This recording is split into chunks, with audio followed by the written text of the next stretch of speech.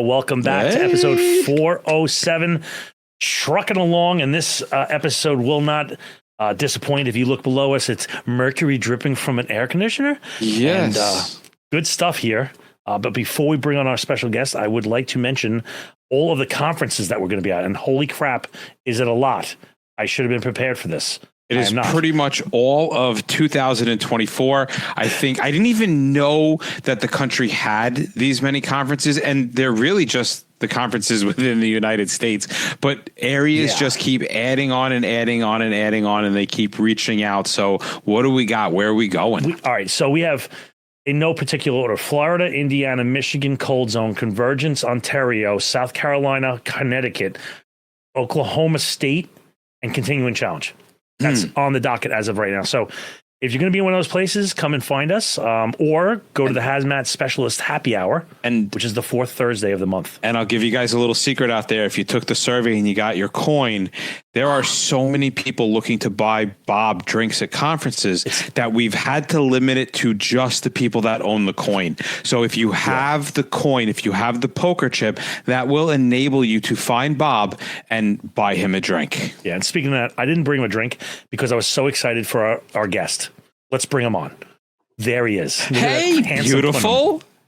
What's up, guys? I know that face. Oh, what a pleasure. I think I've been here before. You have. It's been a while since I saw some of your subordinates today on a fishing trip. So I'm excited to see your beautiful face.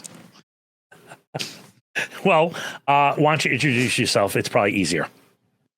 Well, I guess I'm most famous for supervising Bobby and Mike for a time being. Oh, what a wrapping your head around a pole. So, supervision is a very loose term with me and Bob. I didn't say I succeeded. I just said that's probably what I'm most infamous for. So, for the people that haven't seen us before, my name is John Cassidy. I'm a lieutenant in Haz Mat Company 1. I have 29 years of service with the FDNY, almost 20 of them in Haz Mat Company 1, in the ranks of lieutenant and firefighter. So I rode the back step, and now I sit up front.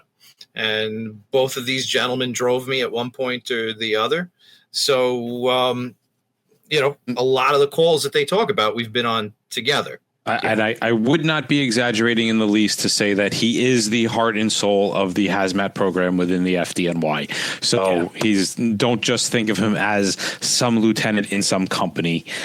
Take what he says with a very heavy grain of salt would be the wrong. Never mind. I would say, he's the guy that runs the whole thing. So he knows where all the bodies are buried. Both literally and figuratively, which is weird, your proximity to Gilgo Beach, but we'll leave that for another day. Listen, that was Massapequa Park. That's very different than Massapequa. Fair enough. Not much. So, all right, you gave me this title. I was not working from this, but I remember hearing a lot about it, but this is fresh in your memory. Give us the 30,000 foot view, and then let's just bury down. Mike, were you working for this one? I was not. This was one of the ones that I was super disappointed to find out that I was not working for because it is just such a cool run. Luckily, though, with my memory, I barely remember a single detail about what happened. So this is all new to me. So we all get the runs that come over the computer or the printer or the voice alarm, and you're just like, that's not real. That can't possibly be real. So, as a matter of fact, I'm sure the Haz Mat guys remember for like 2 weeks straight, we went to I Smell Radiation every night for 2 weeks in Brooklyn, right? So you get those runs where, no, that's definitely not a real run. So mercury comes over, mercury dripping from an air conditioner. Right. We'll be back in the firehouse like 20 minutes. Yeah, 20 minutes. 20 minutes. It's a turnaround. We call them boomerang runs. You go out the door, you fly back in. Right. So the chief will get there and be like, no, there's no mercury dripping from. Right. Because the last thing they want is us showing up on scene, because then we're there forever. And they try to get us turned around as quick as possible. Yes.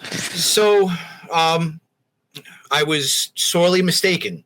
Literally, it would turn into close to a 6-hour run, and then follow-up runs, and then court and multi-agencies. And so we get this, and they inform, yes, there's mercury. The first 2 units, they spoke with the people. They said there's visual indications of mercury on the floor coming from an intake or return on an HVAC system. Which is what was surprising to you, because the initial ticket had said mercury dripping from an air conditioner. Right. Okay. There shouldn't be any mercury in any air conditioners that I'm aware of. It's all ball bearings nowadays. Yeah. Right. So, occasionally we've had somebody break the old round style thermostats with the little mercury bulb, and they're like, that's understandable, but not from the air conditioning unit itself. So the team fires up the mercury analyzers before we even get in the door, because one of the things that we've experienced is, for some reason, even though mercury has this incredibly low vapor pressure, homeowners like to try and clean it up with vacuum cleaners. So normally, if somebody broke a mercury thermometer or a mercury containing device in a bathroom, we would normally think like the initial exclusion zone would probably be the bathroom. Right. But when we've learned from experience that we bring the mercury analyzer and we meet the owners at the door, and we've had readings at the door. Right. And generally that's from them walking through it and spreading it in the process of us showing up. Or them using a household vacuum cleaner to try and clean it up. That's my second guess. So the mercury analyzer is screaming at the door, and we're like, okay. And we wind up doing a survey, and this is basically a split level, so it has like three stories. It's got a garage and some basement on the lower level, and then as we go up, you have the main floor, and then you have the bedrooms up top and a little attic. So the guys surveyed the whole entire house, and every room in the house was above the limits for what is acceptable for mercury. Now, at this point in time, just to you didn't know that the vacuum had been used. So we did not. So this would be super, super confusing to anybody who's done multiple mercury runs, because this is not what we normally find in a mercury run, right? Like if I could just paint a quick picture for what we normally find in a mercury run, the spill is isolated. We walk in, we generally get a gradual reading until we get to the spill. The meter spikes around the spill. We clean it up. Everything goes down. The only time that things are spread is if the cat, dog, baby, or grandma stepped in it and tracked it throughout the house. Right. So this, like, at this point in time, like, you guys should have been super confused. Yeah, well, as we're doing our air monitoring and our general survey of the house, we do find not just a regular household plug in the wall vacuum. We find an all house vacuum. Oh no. Oh yes. And how do those work? What's the setup and function? So they're not really common, but they have this central vacuum this one was in the basement, and there's PVC pipes throughout the entirety of the house, and you plug the tubing in each room when you go to vacuum it, and it goes to the central collection chamber. So we're like, did you try and vacuum up the mercury spill? And normally they'll deny it, and then we'll go monitor the vacuum and yeah, they're like, yes, but it didn't really work very well because there's still mercury there. So now instead of just bagging up a vacuum for proper disposal, we have mercury contamination in the pipes, Oh. in the walls. Oh, literally throughout the entire house, this mercury Yes. would have been spread through the pipes. So you seriously have to cut the pipes out, because if there's any, like every PVC pipe that kind of connects, even though you slip it into the joint, there's still like a little notch where they connect with, like they would come in. So there's puddles all throughout the pipe. Well, not only that, that even though mercury has this low vapor pressure, when you turn on the vacuum, the air current moving over just evaporates. It just makes things worse. So that would account for high readings in the basement, right? But what accounted for high readings throughout the entire house? Well, remember, the coal came over as mercury leaking from the air conditioner. Okay. So they direct us to the main hallway, and in the ceiling, this is a central air conditioning unit, not a window or a wall unit. Okay. And in the ceiling, there is a return or an intake for the central air conditioning. Okay. And at the bottom on the floor, sure enough, there's a bunch of beads of mercury on the floor that had fallen from the ceiling. And the fun little property of mercury is that you have a nice bead of mercury, but when it drops from any sort of elevation, it splits into many levels. Yes. Right, which liquid Terminator that never comes back together. Right, which increases the surface area, which increases the amount of vapors that will go off. Sure. The vapor pressure doesn't change, but its evaporation rate certainly will. So, okay, wow. we're like, okay, so that's the intake for the air conditioner. So now let's go and see where the discharges in every single room of the house go. So now there's mercury vapors coming out of every single discharge, and that would account for mercury in every single room of the house. This is like the the meme of when somebody sees a spider and it's like the whole house is on fire. It's like, it was just easier. Yeah. It was just easier to burn it down. So, all right, well, this is not normal. There should not be mercury in there. What time of day is this? This is like a Sunday afternoon. And I'm sure it was a beautiful 50-degree day. It was cool. It was cool. So it wasn't one of those days where we're sweating and doing a mercury cleanup. Too bad. But so we get the A-frame ladder, and we open up the air conditioning, and with mirrors we could see there's a whole bunch of little puddles of mercury up inside the air conditioning return. Still up there when you get there. Up there. Yeah, up there when we get there. Okay. So, okay, well, we have a lot of cleaning up to do. So we start cleaning up, and that's hours upon hours of cleaning up what's on the ground, bagging up the central vac canister downstairs, bagging up the vacuum hoses, taking the little plugs that we have, the little torquer plugs. Tell me it wasn't carpet. Oh yeah, there's carpet, there's rugs, there's well, in the hallway it was wood floor. Okay. But so we start after we spend a couple hours cleaning up, we start interviewing the homeowner. And the homeowner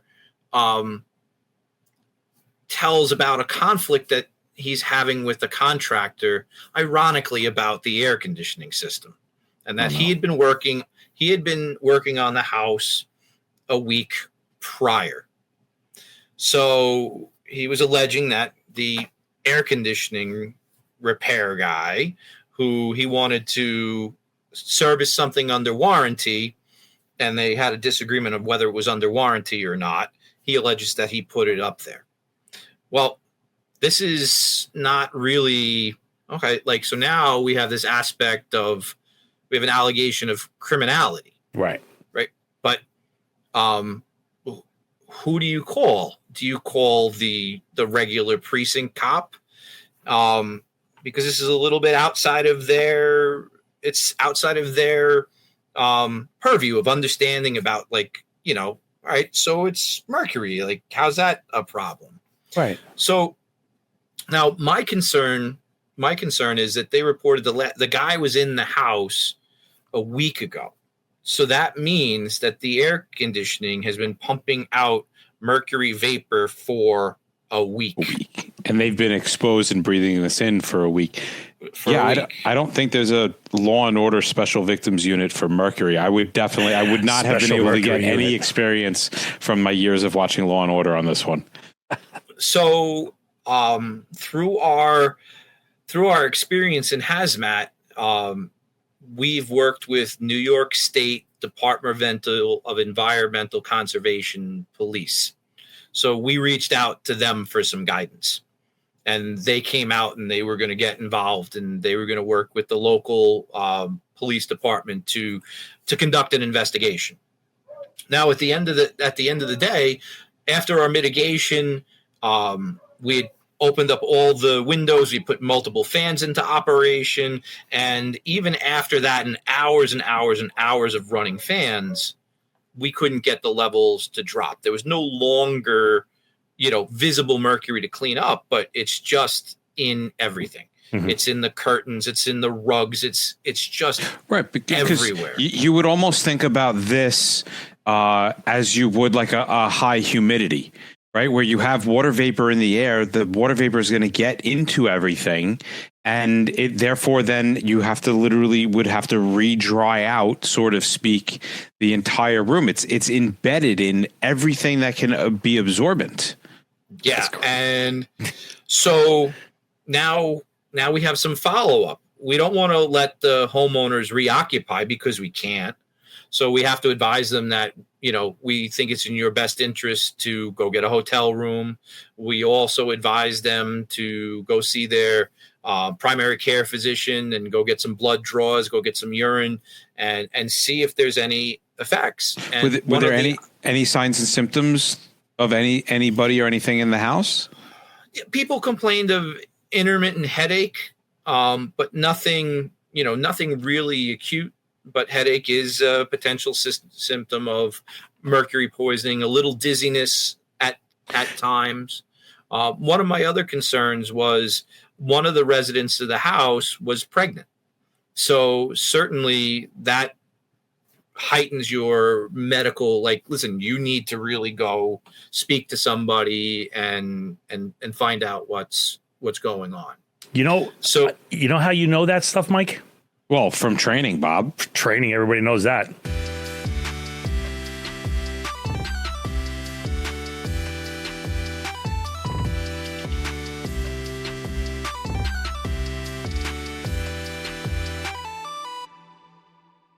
I'm terribly sorry about that. Well, listen, if I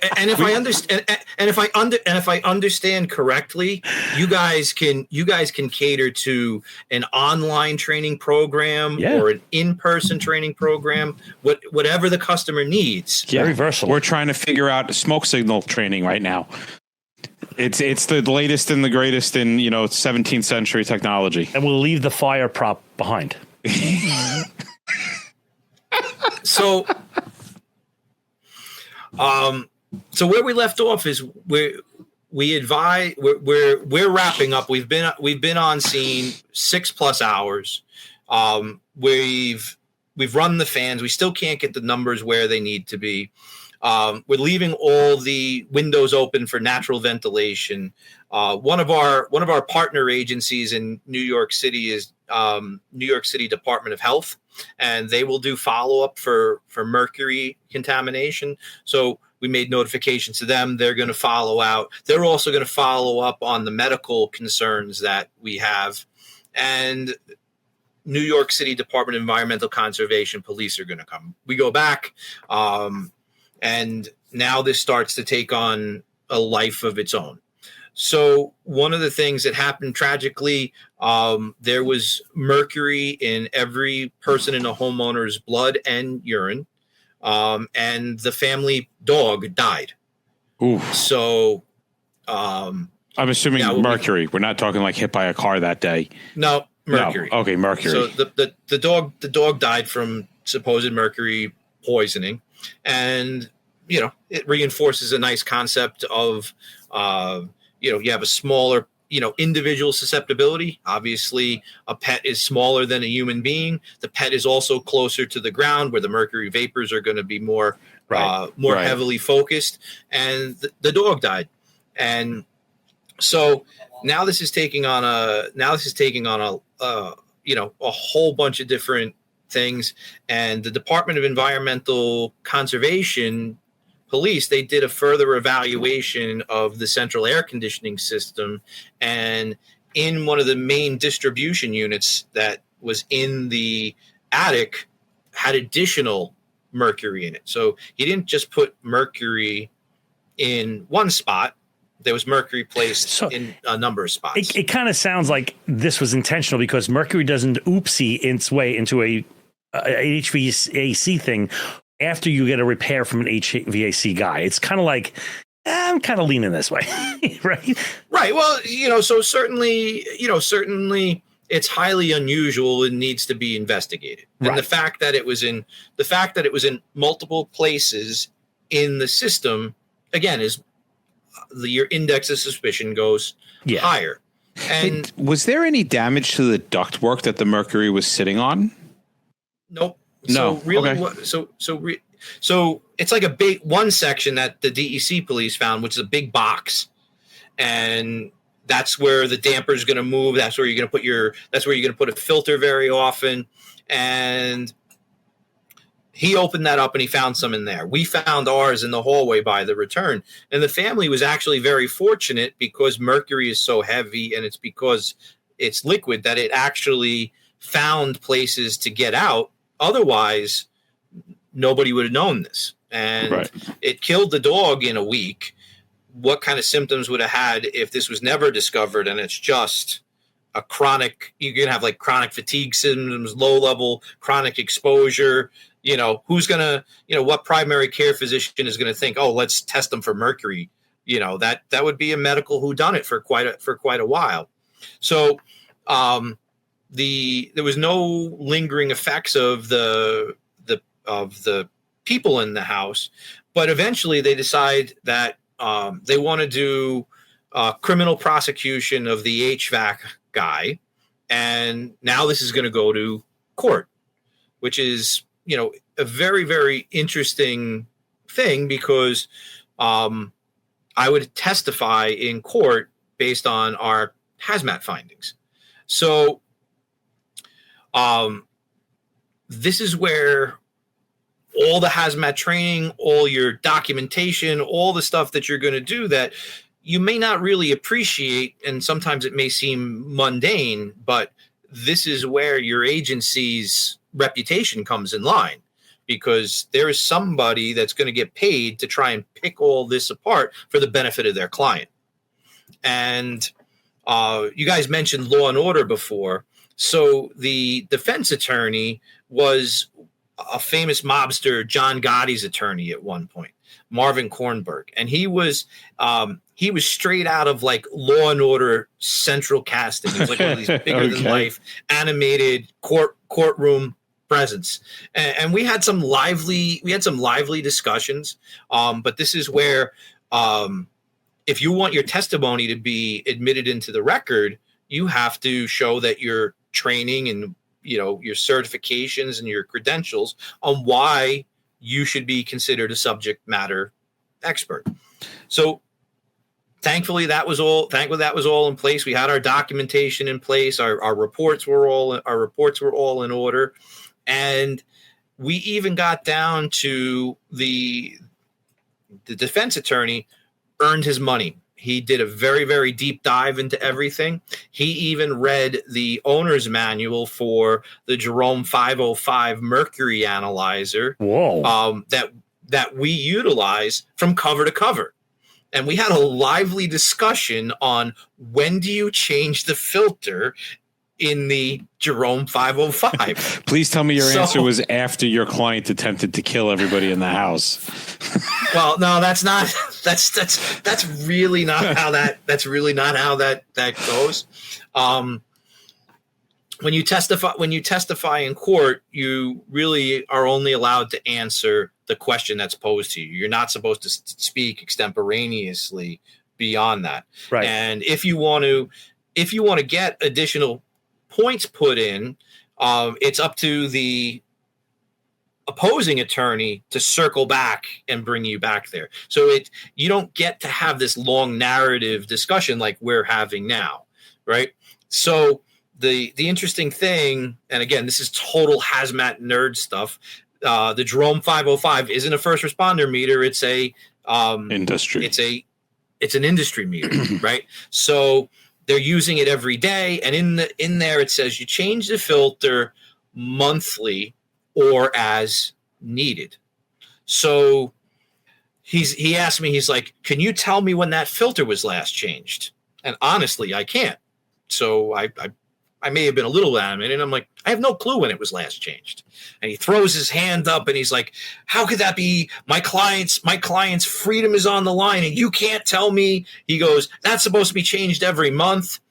And literally, remember how we said the prosecutor now has to circle back, and he's like, Mr. Cassidy, why wouldn't you know? And it's supposed to be monthly. And I'm like, well, monthly is in the book, but it says or as needed. And the as needed part would be if we turn the instrument on and the zero and we're having readings that don't clear with a fresh air setup. One of the things that you would do is change the filter. Right. So we had to circle back to that. But the precision to your craft and knowing your instruments, when you actually go to a court of law, this is all challengeable. Right. When was that meter last calibrated? You know, did you do a fresh air setup? Did you do a bump test? You know, all of these things will come in, and, you know, you really have to think about your agency, the people that run that show or that part of it. It's really important when you go to court. Right. So just real quick along those lines, there was another incident that I believe you had in which they wanted to know, and this was a previous Jerome meter. It was the gold foil meter where ammonia was a cross sensitivity, and they had done a deep dive as well and asked if we had cleared the place for ammonia and before acting. Am I correct in that? Yeah, because the older gold film Jeromes would react to ammonia, and like if a cat's litter box had too much urine in it, the ammonia in the urine could actually set off the device. So but understanding the meter to that depth, it does so much more than just prepare for legal. It's actually, you need to know and understand your meter in order to operate properly. Yeah, tactically. Right? So somebody, you go in and you're doing a cleanup, but there's a litter box by, and you're like, why can't we get the numbers to drop? Yeah, because it's reacting to the litter box. Right. So we have the newer Jerome 505s that use an infrared. So I don't have that cross sensitivity anymore. But yes, that understanding of your tools has a tactical application and certainly has a legal application as well. So ultimately, the defense attorney earned his money. It was a bench trial, so not a jury trial, and the bar for a criminal conviction is very, very high. It's beyond a reasonable doubt, right? So that's a very, very high bar. And although certainly we could, the prosecution could prove with our documentation that, yep, there was mercury in the air conditioner, the circumstances of who put it there could not be determined beyond a reasonable doubt. Alternate theories of the crime could include, well, the homeowner put it there to get the guy in trouble. Sure. There were other workers that were there doing other work in the house during the period of time in question, and so he was acquitted. But it certainly was a very interesting run for us. That, well, we started out thinking this was a 20-minute run, and it would turn out the run was in 2015, and it went to trial in 2018. Oh, so that's when it was, because I saw that. I'm like, I'm reading the news article and I'm like, this is 2018. I thought it was a lot earlier than that. Wait a second. That run was when? That run was 2015. 2015. That was 8 years ago. Yes. Wow. Wow. Wow. Okay. Wow. My mind's shot.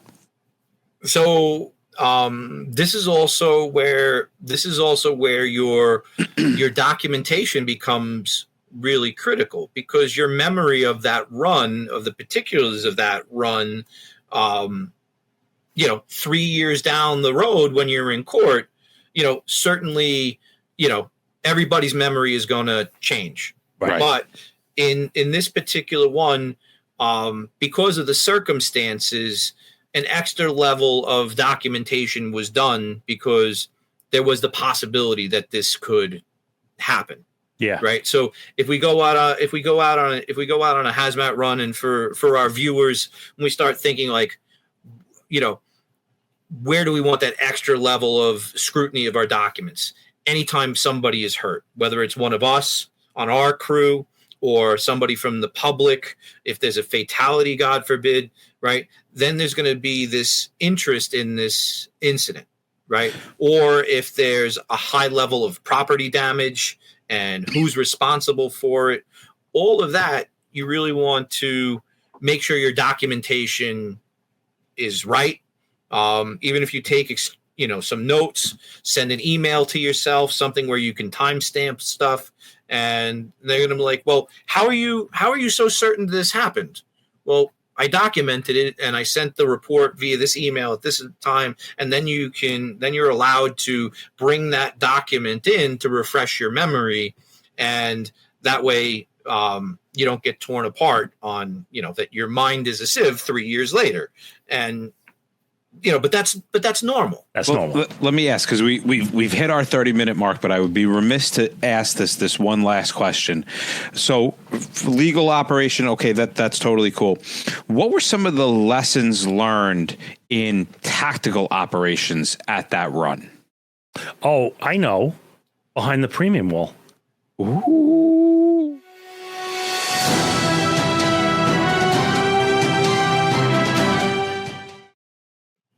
Now the fancy people. Oh, wait, I have the wrong one. Hold on. Oh, I can't do it.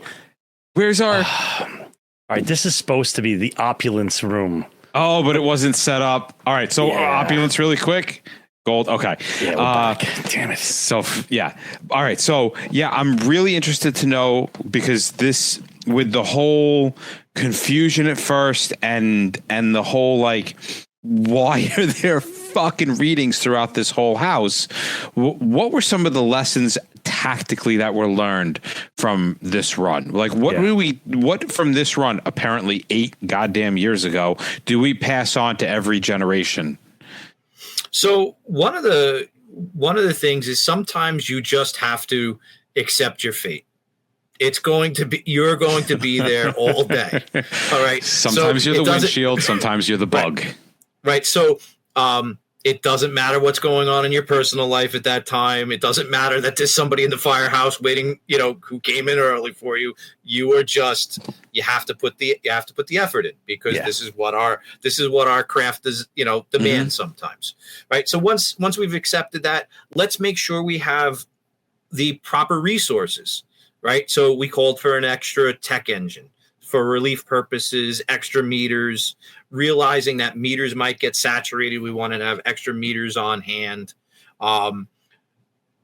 Just drilling down and just not accepting that it's a fluke, or it's, trusting our instruments that, it's not a contaminated meter, that we're getting readings in every room of the house. We literally had readings in every room of the house. But if we suspected the meter, well, we do what we're supposed to do. We go get a second meter. And did you guys do that?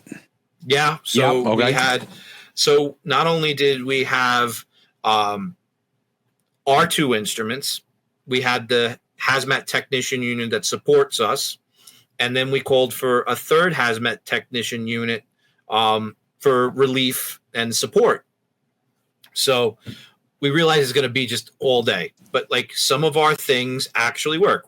All right. If we're getting unusual readings that are uncharacteristic and we don't understand, what's the first thing we do? We go get another meter and we confirm, right? We didn't contaminate the meter by, putting it down in mercury or sucking mercury up into the tube. And now everywhere I go, there's mercury, right. And we would also do techniques like, okay, we know there's fresh air outside. Let's go outside and make sure the readings dropped.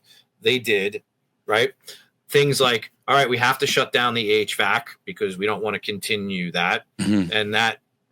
And then the readings dropped a little bit, but which would almost be hard because in many other instances, one of the things that we tend to do on mercury runs is actually jack up the HVAC to start to create vaporization to start to get this stuff out of there. But that would be a detrimentally shitty maneuver to do in this situation.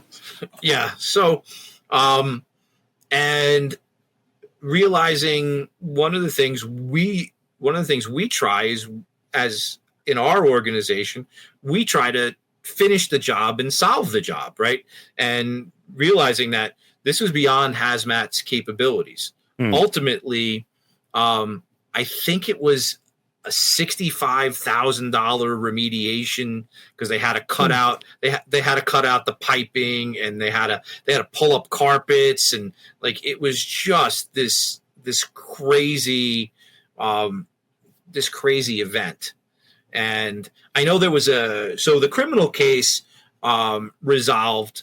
I would have to go back and look. There was a civil suit as well, which has a lower burden of proof. But it was one of those weird things. The insurance company didn't want to pay because they're like, well, if you're saying this is a criminal act, how am I responsible as the homeowner's insurance? Right. Right. So this was just a bad day for these guys, this family all around. Their dog died. We tore apart their house. We wouldn't let them back in. They had to worry about that. They had to worry about a pregnancy, and thankfully there was no ill effects that I'm aware of. A couple years later, communication. You have to brief everybody because this is unusual for us in hazmat. But keep in mind, we have other units. We have the incident commander, who is not a hazmat guy. We have the hazmat chief, that's a branch, to help us. But we have turnover resources, getting other people involved, having multi-agency meetings. These are all right. This becomes one of those moments where the hazmat officer really becomes the by proxy incident commander, and guys have to step up to fill that vacancy role within the supervisor's position, because that supervisor is now acting with multiple hats, and the guys have to step up to kind of take over that void that's left behind by not having 100% of the supervisor being able to supervise because they've got other hats and roles that they're filling. So it does really become a situation where everybody has to step up their game and figure out and work, almost independently of an officer. Yeah. And that's one of the things. So in our organization, that the guys in Hazmat 1, we give them the term of specialists. And we're a dedicated hazmat team, where some of our hazmat technician units, they have other firefighting duties. So one of the nice things about our system is we can pair a hazmat specialist with other units, hazmat technicians, so we can go and check multiple floors, multiple locations, have multiple tasks. So one of our trainings is we have these ad hoc teams that, you may be working with guys that are not in your unit, and our training lends to support that, so that it's not that unusual. So our training, did us well when we looked at everything from tactics of we're getting unusual readings. Let's verify the readings. Let's not just shirk it off, accepting our fate. Right. Accepting our fate. Yeah, I love it. Oh, very good. This is an interesting one. I'm gonna put all the articles in the show notes, and once again, you're always welcome on the show. We have a great time with you. I did get opulence totally up. I did it in the background while we were doing it. I did it live. And I'm pretty sure we're going to be seeing a lot more of Lieutenant Cassidy within the next year or so. Yeah, well, you guys were talking about conferences. Right. And I feel like there's something we missed. Yeah, is there anything that we missed, Bob? Let me see. So there's a save the date there. But I'm hoping to have a big announcement. Very, very, very, very soon. Yeah, we're very energetic to hear all about it. So I'm just listen, charged with energy to know what you're talking about.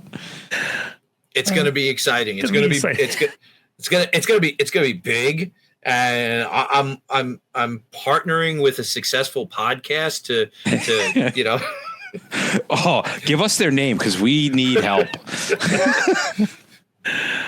So I am a little disappointed. Where's the rest of the guys? Where's Kosh and?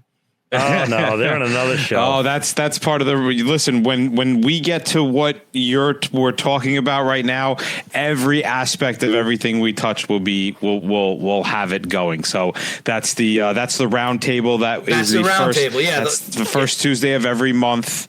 So we got a couple weeks. I think that's the last time I was on. I was on the round table. Yes, that was fun.